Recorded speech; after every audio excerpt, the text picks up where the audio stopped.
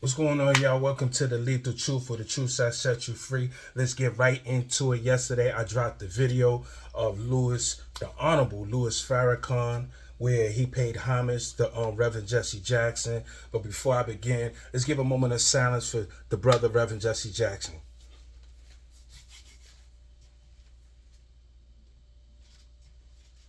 Reverend Jesse Jackson was a very important part of Black history. Definitely in Black history. Since this is Black History Month, the month the enemy gave us so we could learn ourselves in 28 days with a leap year.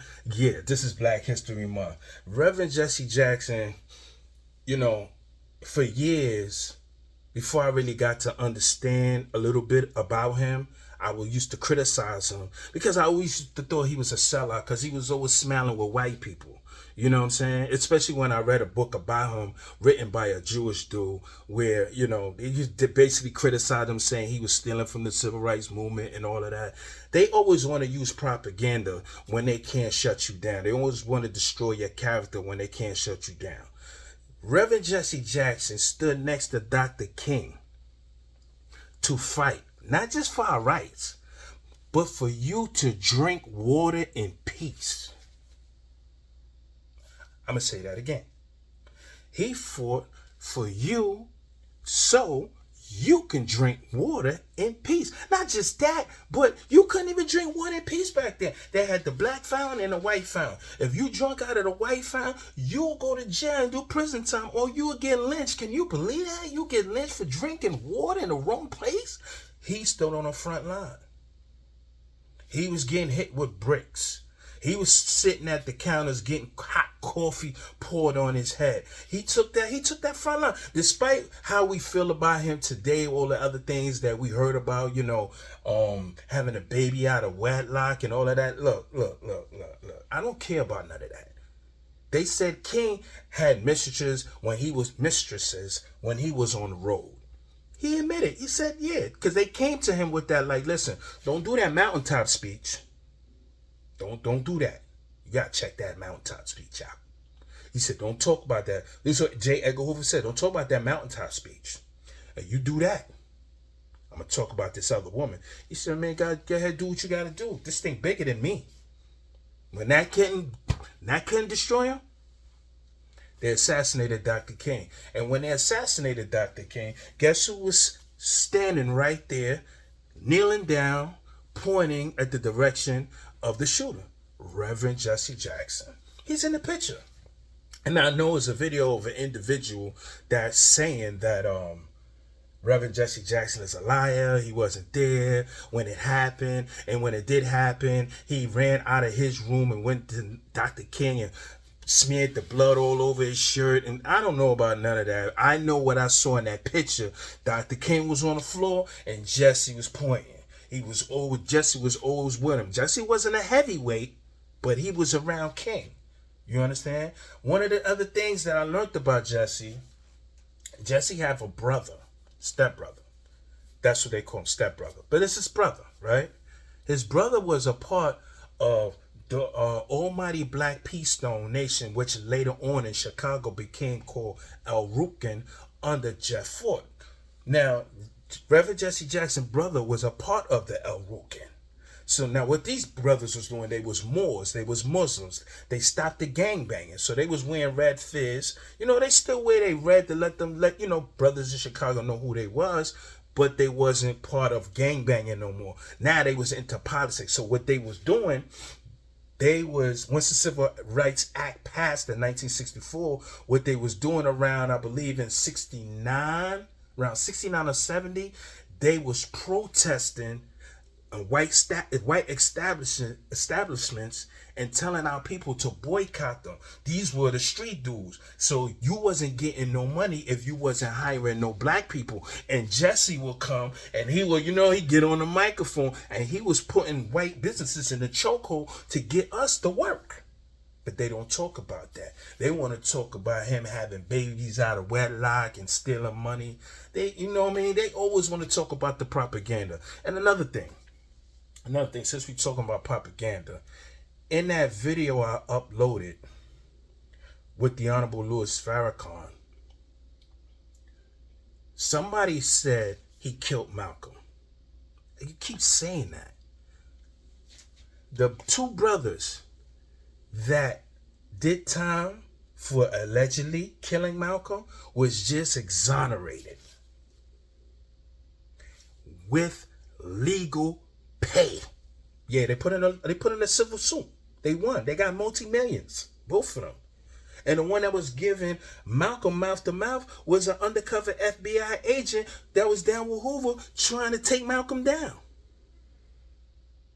So if the if the brothers was exonerated for killing Malcolm and the FBI undercover agent wasn't arrested, then who killed Malcolm? You still saying Farrakhan killed Malcolm? I don't think that's possible. You know why? Because when the feds got you, they got you, and you know they can't stand Louis Farrakhan. So why didn't they arrest him for the murder that you say he did? Why wasn't he even questioned? He wasn't even questioned. You said, oh, he wanted to take over and be the leader. First of all, Malcolm, the one that brought Farrakhan in and was teaching him.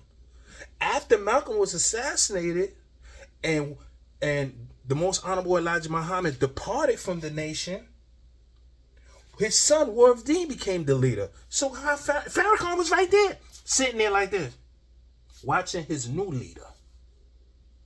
What happened? I thought he wanted the leadership. See, you don't be knowing what you be talking about because some of y'all be listening to propaganda.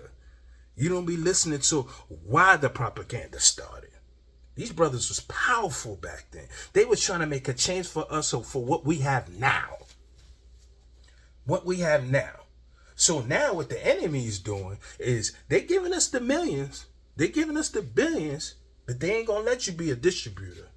They ain't gonna let you do. I remember 50 Cent said something like that when he was talking about Puff. He said, yeah, I was getting money with Diego, but the thing is, they don't want you owning nothing.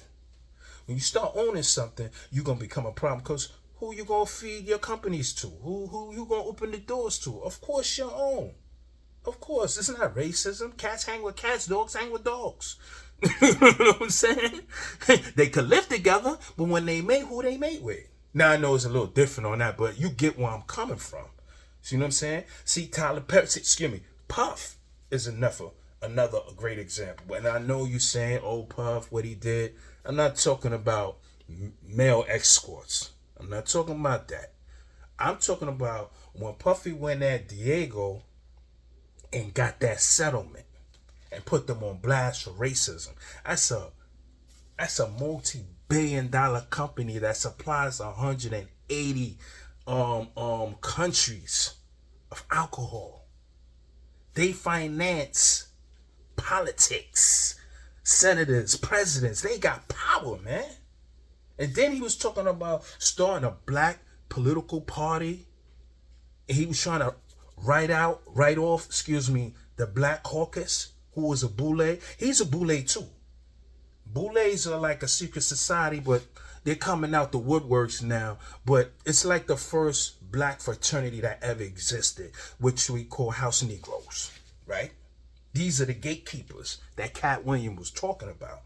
And Tyler Perry, he's one of them. He's a gatekeeper, but he got to be careful because you know why? He just did that movie. Was it Joe's College Road Trip? Gotta check that out. White people is mad. This is not racism.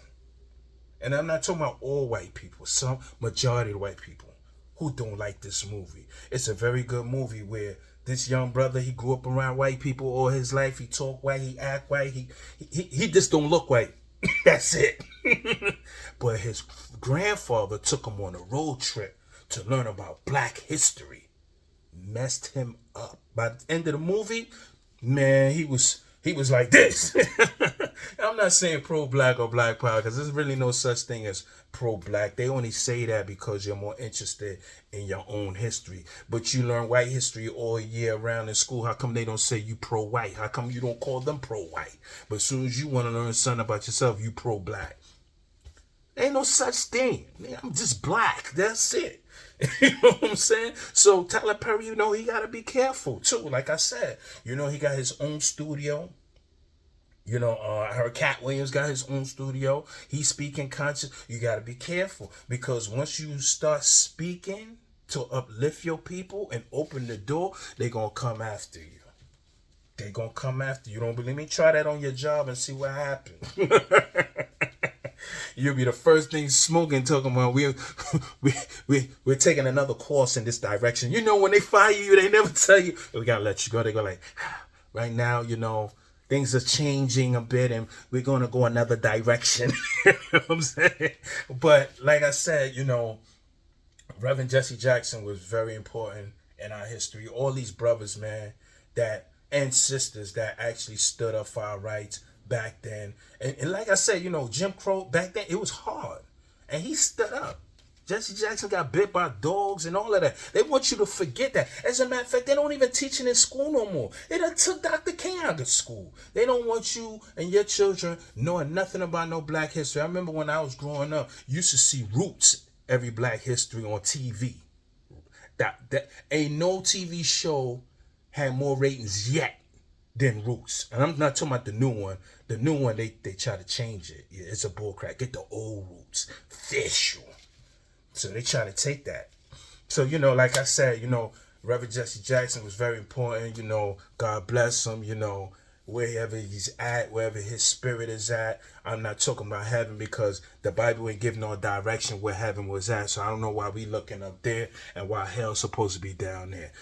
Heaven and hell to me is a state of mind. Wherever his spirit is at, let the brother rest. He would never be forgotten. With that being said, peace.